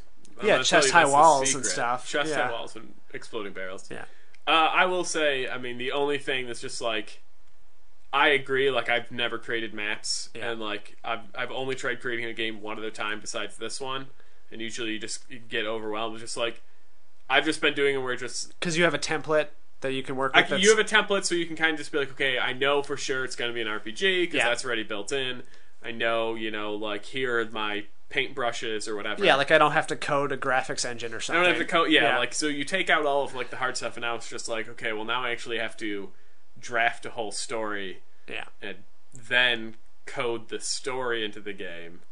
And it's just like, well, if I just work small scale, so if I just work inside this town and I just have this town work, it's like, okay, then you go in and you're like, okay, yeah, that town works. Yeah, now I know that like it's possible. I can hit play and the game can start, and even though I don't have any bad guys programmed in, like I can walk in through the town. Have you play tested it yet, where you just did that? Yeah. I play tested pretty much like every time you do something, you do one thing, calling it quits for the night. Yeah, and so I'll just be like, okay, I'll test like, if I'm the girl main character, like if I walk in here and I talk to this person and then I say no to that person and I buy these items and then I equip them and whatever. Like I'm like, oh yeah, all works. How far out do you think we are from the first beta test, the alpha test? My goal, not to the public, but just to like me and Jake and stuff. Like, yeah, I mean, my goal was the first test would have first town, two dungeons. Yeah. So I have first town, first dungeon. Right. So I need to create one more dungeon and then add monsters. So I mean, like if I continue at this pace, by the end of the year, easily. Yeah. But that's the thing is like if I put it down, there's a lot of things that can come up between now and then. Yeah. And if I put it down again for another 6 months and then I pick it up, then it's all back to like, what the fuck was I working on? Yeah. Someday when I'm 45, I will put the finishing touch on a game that no computers can run anymore. Yep. Yeah. So that's been your week, right? Yeah. And with Rock Band, of course. We're making huge strides. Anutan started Crackdown. Yeah, I saw that. You, I guess you finished the multiplayer stuff for Splinter Cell. No, gave up on it. Oh, you did? Because that's what I thought. Because I thought you guys were still working on that. Yeah, and we were gonna. He goes, Guy, I should say. He's just like, I hate stealth games. And he's like, I'm just not good at this. I feel like we both like stealth games, right? Me and you? Yeah. Yeah. And I was just like, yeah, this is trying. Because we do the thing where, like... Well, boosting that with one person is super boring. Well, no, we did all the maps. Okay. We did all that. It's just like now it's actually doing the missions. The challenges? Yeah. Oh, I'll do those with you. I told you, I like doing those.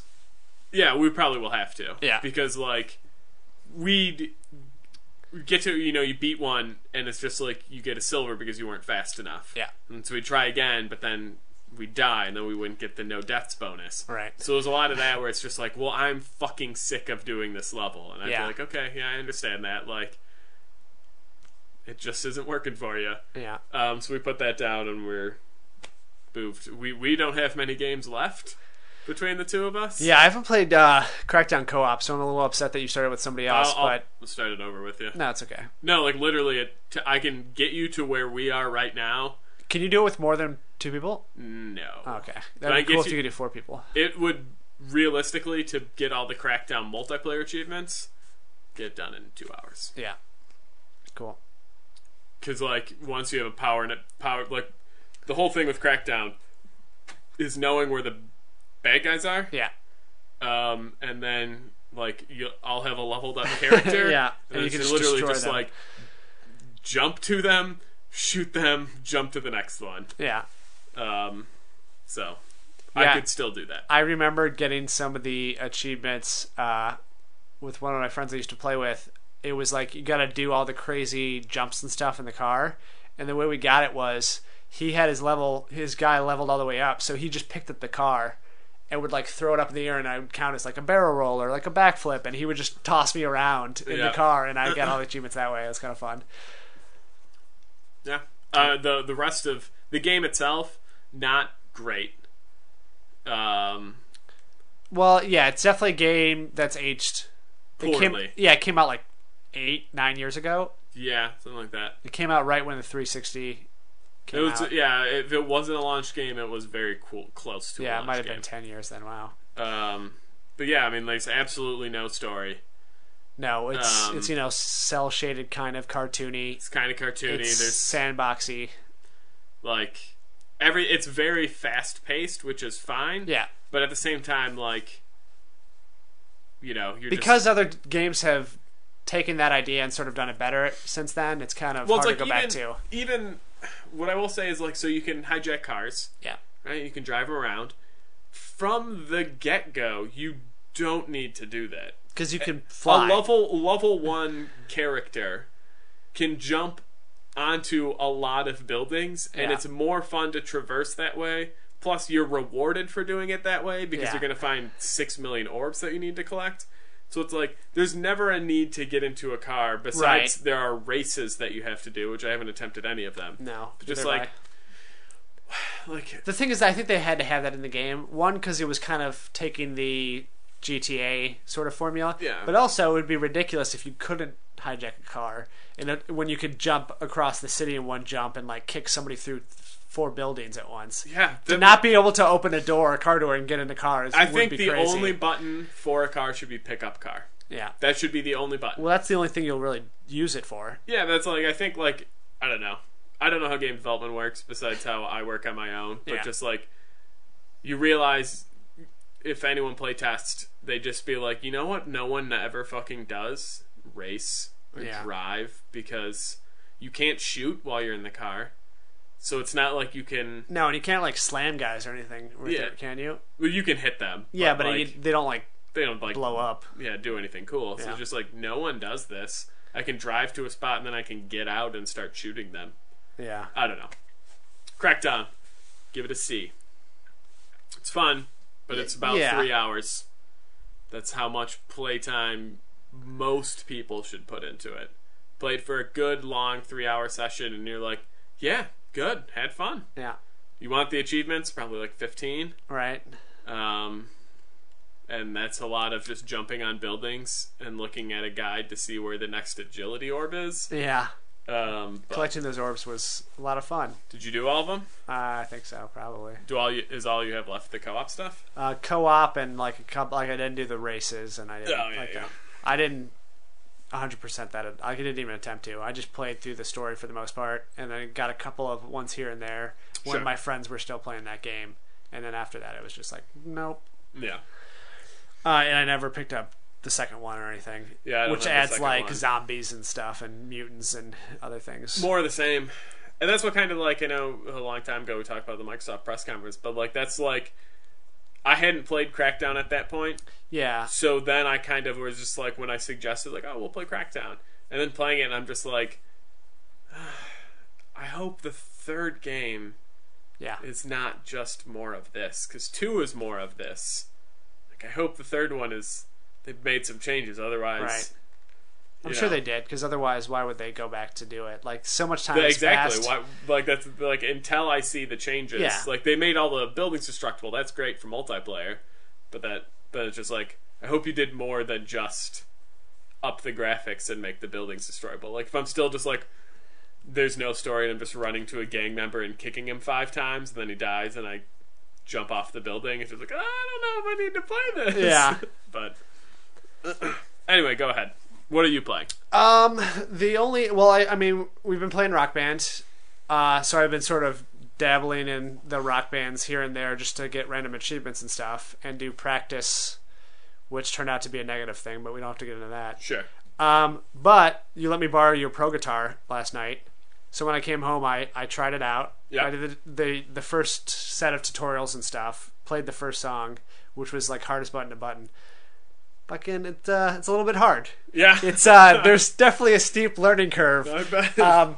For a couple of reasons though, because first when you pick up Rock Band or Guitar Hero, like you feel retarded, like you can't do it, like your brain and your eyes and your hands don't work right, even if it looks pretty easy, like, oh, strum this note. It takes you a while for your fingers and everything to work. For it to become just second nature, like your muscle memory and stuff. On top of that, for the Pro Guitar, is they've basically turned everything on its head.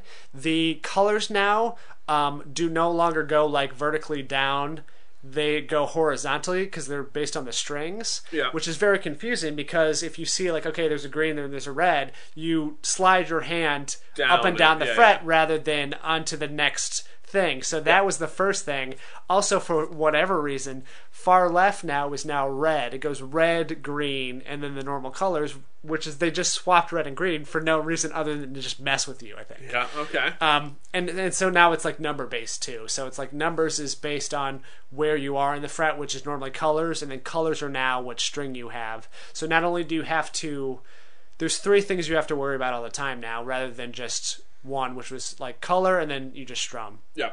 Now you have to worry about the number, the color, and then actually pulling that, plucking that string at the right time. Yeah, that'd be I think, so the super hard part is it's not just like one strum for all. It's right. just like, You can't, because if you strum all of them, it doesn't count. It Yeah. messes you up.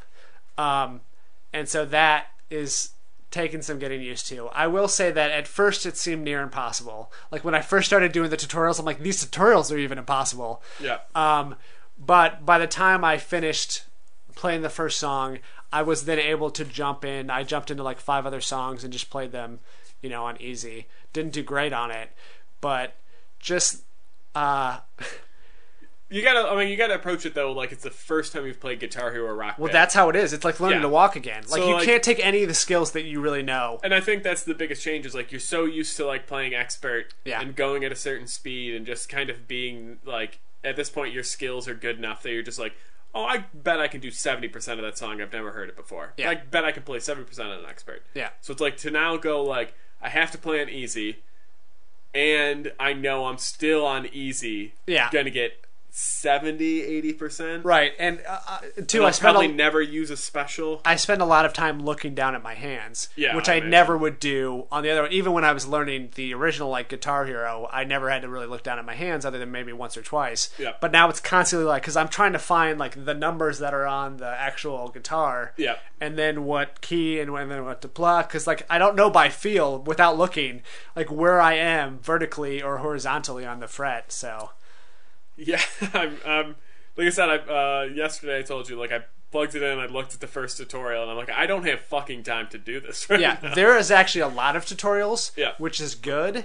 And it was nice that before you played the first song, they basically broke it down into 3 segments. And like, here are the 3 sort of like, I don't know, little Yeah. chunks you have to learn the movements for. Do that a bunch of times, and then you go in and play the song, and you can sort of get through the whole song that way. I wish they would kind of have mini tutorials for all the songs, because you really do. It's not like, I mean, I'm sure if you're good enough, you're going to be able to do it, but it's not the typical rhythm game, which is just eye-hand coordination reaction time. It's not like, I see the colors and my hands just do it. Like, I play songs on Expert, on Expert Guitar, and usually I'm not thinking about what I'm doing. My hands are just naturally going to those places. You're looking at one spot and you're just like, okay, green, red, green, green, green, red, Right. red, red, and then your body's reacting. Yeah, my brain processes that and turns it Yeah. into like motor function. Yeah. But like, I don't think that you would be able to play a solo on Expert Pro Guitar without having learned the actual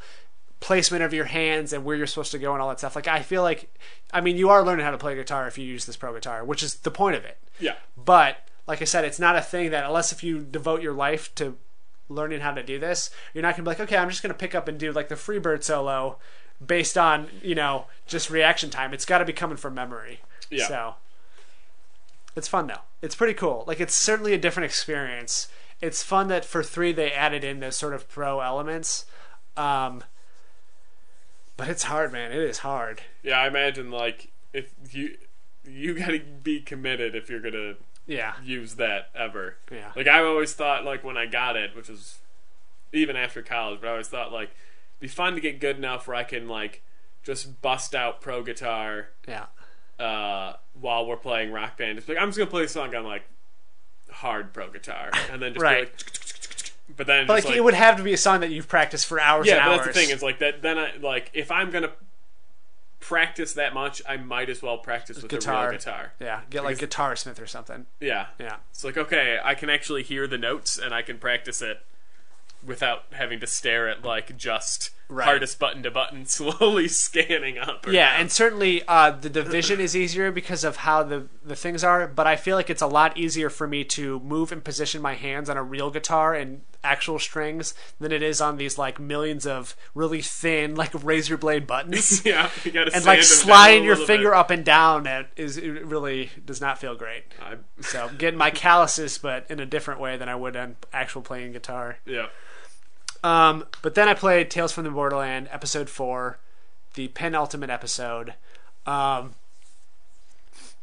to just recap on everything, because you know that I like this game. Yep. It's fun. It's getting towards its conclusion. So this one overall was a little bit less actiony and more like small story moments, character moments, and like sort of setting up what's going to happen in the next episode, which I think is fine. Like the second to last episode is always either like huge, it's usually big and great and better than the finale because they have so much ground they have to cover, or it's like they're almost at their destination, so it slows down and they have to just sort of like, you know, stretch it out for one episode. That's kind of what this was, but not necessarily in a bad way. It wasn't the best episode, but it was by no means bad at all. There were some cool moments in it. I don't know if I've mentioned this before, but before it starts, it does like a previously on, but it does it in like a cool like motion comics sort of way. Like there's a voiceover from not somebody that's in the game. They're not showing just clips of what happened last time like they do on the other Telltale games, but they like actually like animate this cool little story and tell you everything that happens, which is great. When it's been like months between episodes, you do sort of tend to forget.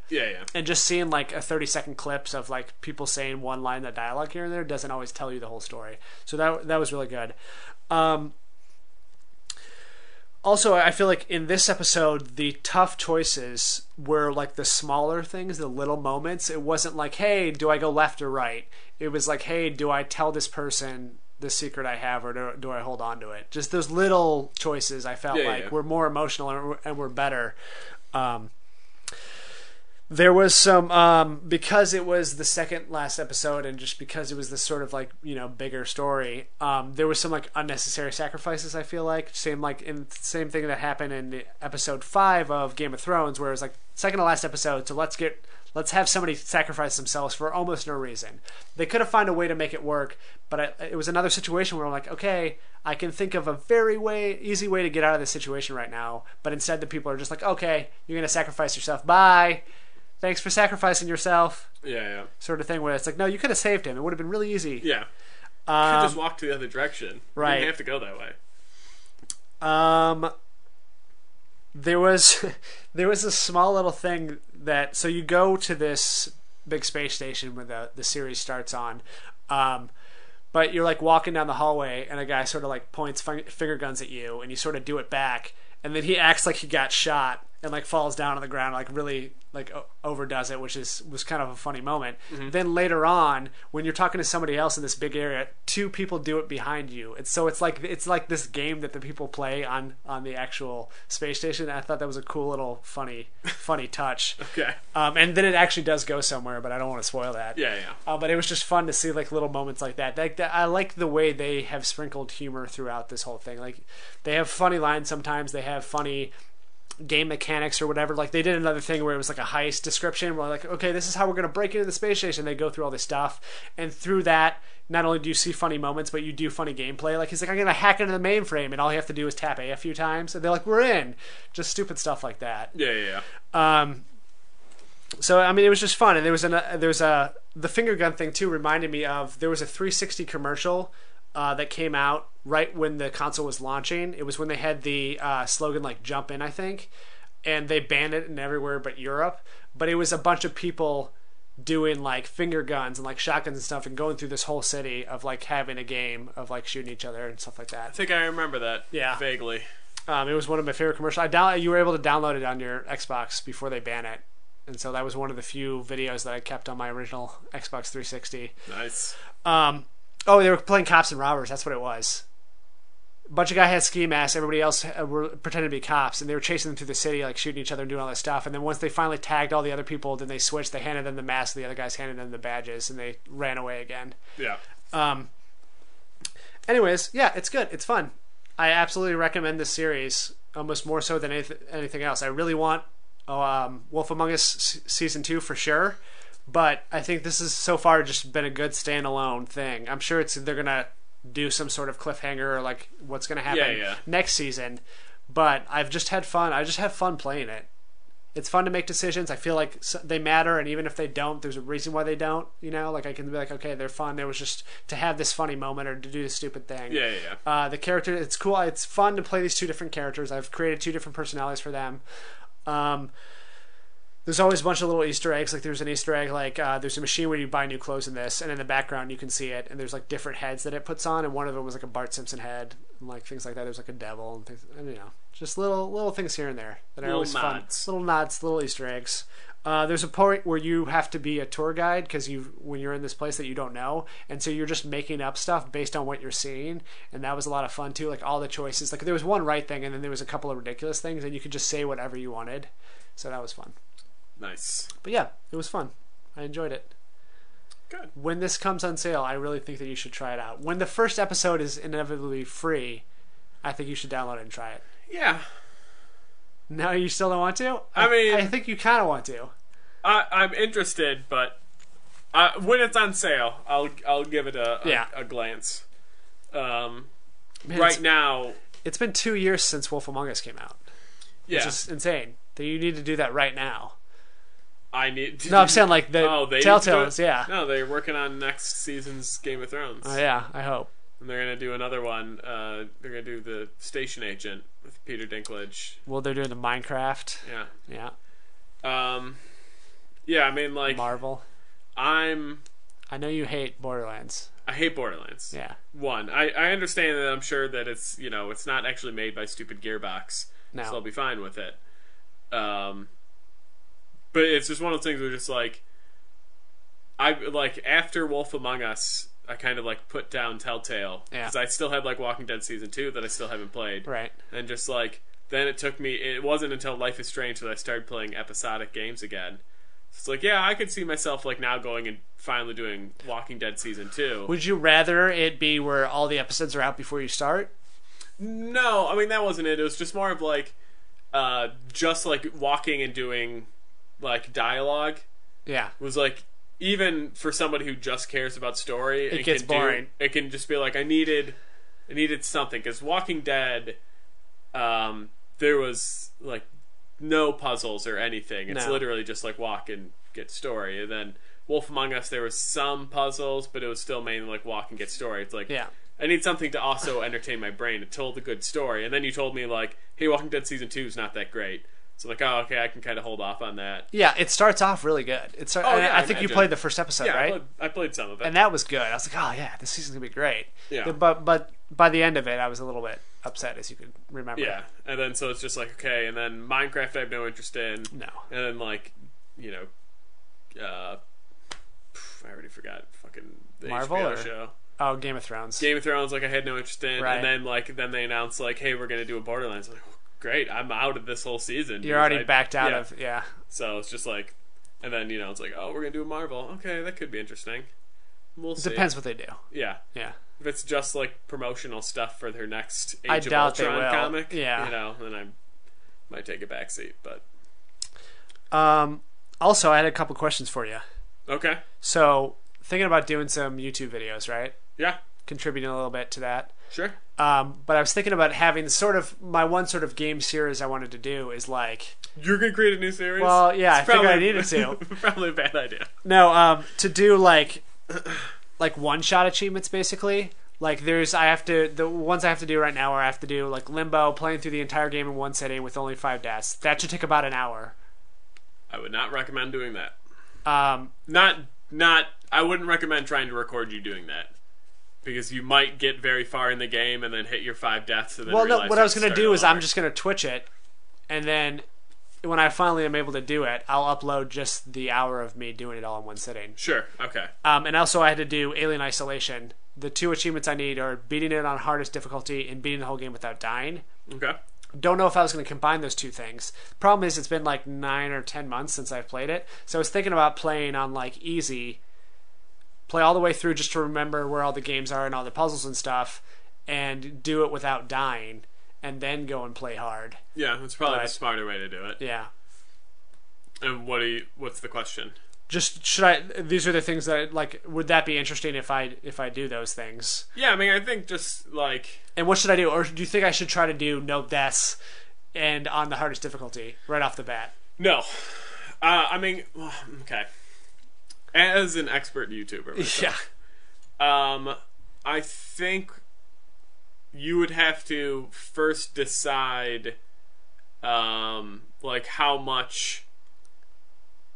Here's the thing: if I go through the whole game on easy and don't die, when I play on the hardest difficulty, I'm gonna try not to die too. Obviously, yeah.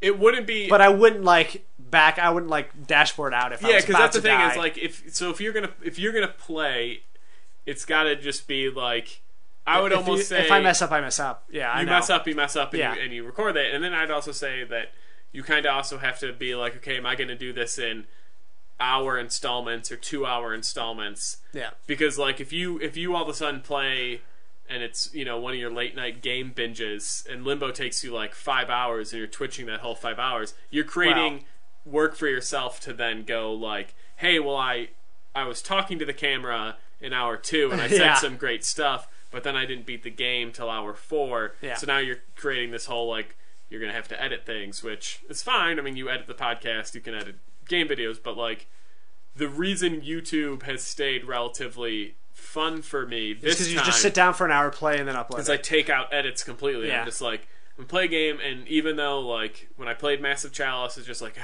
really didn't want to lose that character. But it's like, well, okay, like now this is it. Just on forward, moving forward. Well, just from a personal standpoint, then, not from entertainment of the YouTube or Twitch. What do you think that I should split those up? Like, if it were you.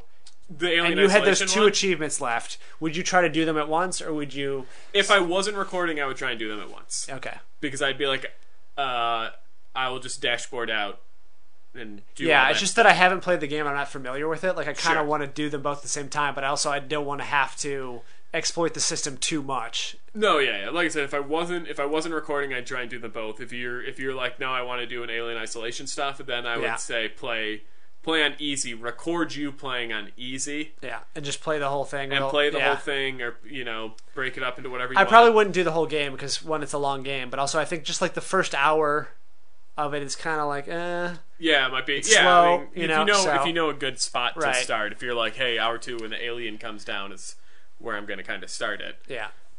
Yeah. Also, just another question in a similar way. So, for Rock Band 2.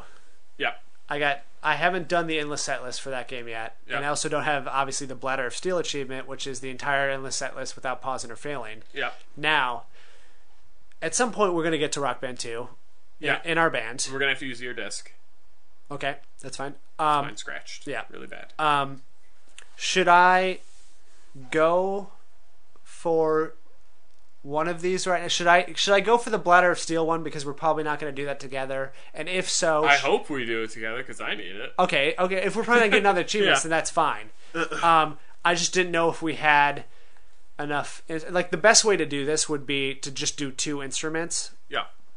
Do either drums and bass. It's best too. And then we'll do it our 3-person band, and we'll just rotate. Yeah. Because it's going to take 7.5 hours, I think it is. Yep. So I guess if you're planning on doing that together, it wasn't much of a question. The question was, okay, I have Platinum Artist and I have Bladder of Steel. Do I try to do them both at the same time, so I don't have to do the endless set list twice, so I don't have to do 15 hours of nonstop? Obviously, I wouldn't do them, back to back. But it's like, do I just play on medium? Do I just play endless set list, get Bladder of Steel on medium? See, that's what I was while you were saying. We do a 2-person band. If it's the same 3 people, and let's say, I would almost think doing it twice. Yeah. As much as that sucks, like maybe doing it twice with because if you mess up, you have to do it twice anyways. Yeah, that's the thing. So but that'd be what I'd worry about. Is just like. In fairness for everyone, it's just like I don't want someone to have to play above their weight. Let's say hard to expert just to get the Platinum Artist. Yeah. And I wouldn't want to switch someone in Like, let's say we're doing a full rotation. Because the problem is you don't know that you're bad at the song until it's too late. Yeah. So. Exactly. And so, like, if... This is way more in-depth, but, like, if we play Rock Band 2 and we keep it the same where it's, like, guitar, bass, drums. Yeah.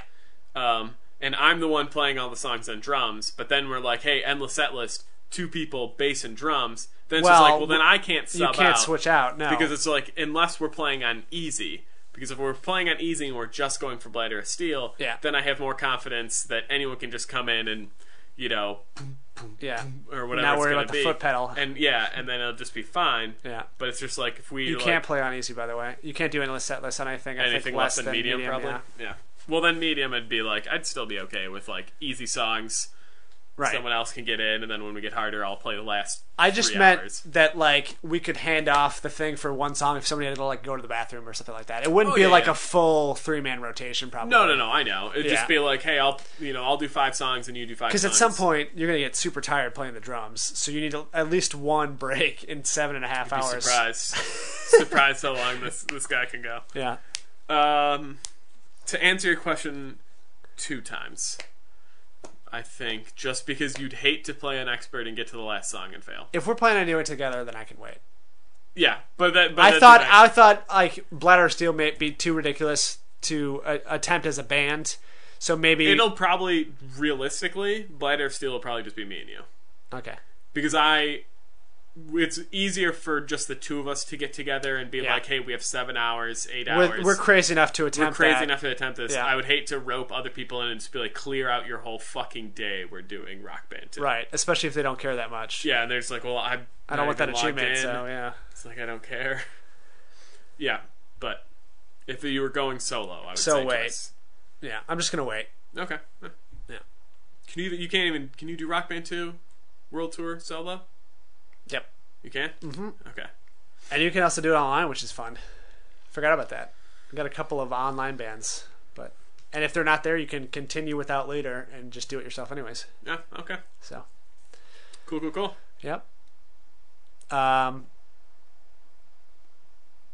got nothing else. Okay, I just got one more question for you then. Okay. If you didn't have to worry about like completing all these other games you already started and all this other stuff, like if somebody came into your house and robbed all of your games, what would be the one game that you haven't played yet that you would save? Okay. One first question. Okay. Is it has to be a game I haven't played at all, or a game... No, like a BioShock or something like that. So what game haven't you played with yet that you know is going to be good or you're really looking forward to? Or like, what's the game that if everything else fell away that you would choose to play? Because my initial answer, which might not answer your question, would be like, I'd want Mass Effect 3 because I haven't finished it. And you're halfway through it. And I am halfway through it. But I'm saying, like, if I have to pick a game that's just like, hey, I know very little about it, I haven't played more than 12 seconds in, what's the one game that I think that I'd get a lot of entertainment out of, I would go Batman Arkham City. Arkham City? Okay. Yeah, because I know Arkham City is more open world and there's just more of Asylum. Yeah. That would be my vote, because then I'd think, like, longevity-wise, I'm just like, okay, well, I have the whole story, but then I also know that there's a lot of collectibles and Riddler trophies and blah, blah, challenges blah, blah. and stuff. Challenges. Yeah. Like, I could get a lot of wear and tear out of that.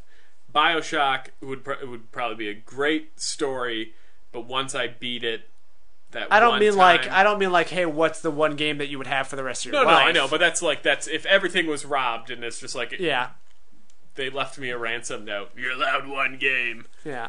And be like, oh, okay, I'll do Batman because I think. Or let's say. If you just want me to answer BioShock. No. I'm not trying to force an answer. I like that answer, and I wasn't expecting it. But let's say like Xbox Live just doesn't exist anymore. Like they blew up the servers, and they're like, hey, we don't have enough money to fix it. Yeah. So that means like none of your achievements, none of that stuff are going to count. So you don't have to worry about finishing Turok. You don't have to do They're like not going to count for TA. They would still unlock on my console.